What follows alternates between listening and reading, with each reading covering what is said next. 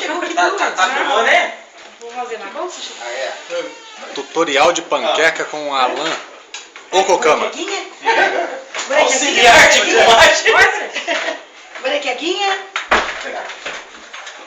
Os auxiliares aqui. Rapaz. Chegou aqui cumprimentando todo mundo no pé. Depois de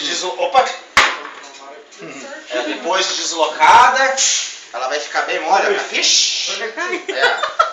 Daí, ó. Aí, ó. Ô, rapaz.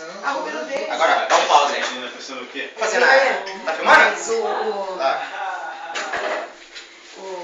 Então você já fez. Se derrubar é só botar na panela de novo, né? É assim que funciona, né? É perfeito aqui, ó. Mas você deixou o dinheiro lá. Tá, vai arriscando.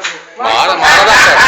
Aqui não, maluco. Aqui é cozinheiro no bagulho. Entendeu? Olha lá, agora vamos pra decoração do bagulho. E os ingredientes? Quais são os ingredientes? Olha lá, viu? Quais são os ingredientes? Quais são os ingredientes? Agora vamos pro ingrediente. Deixa eu virar de novo.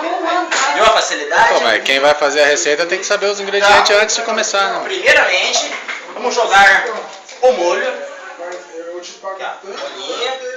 Pra deixar ele bem suculento. Mais baixo aí. Segundo, vamos jogar o queijo. Para ele ficar bem consistente, entendeste?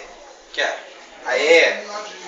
Agora, vamos jogar um pouquinho de... Como que é o nome desse troço aqui? Carne moída. Carne moída? Como que é o nome desse troço? Auxiliar de Aí, ó, carne cozinha. moída. Isso. Agora, Alto fogo aí, vai queimar. 2 rodelas de tomate. E essa que foi no chão aqui, não? Tá, essa não precisa. Tá, chegou até apagar aqui. Tá. Agora, Nossa. Olha, dá um empenho pra você então. Esse não é pra gente.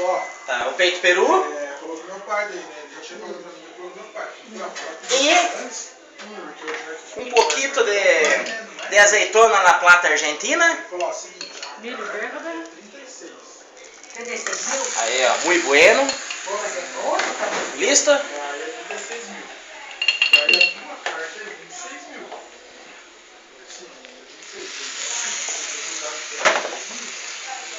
Joy concluíste a minha panqueca. Agora você irá degustar. Requeijão? Não, tá bom os troços aí. Aí, ó.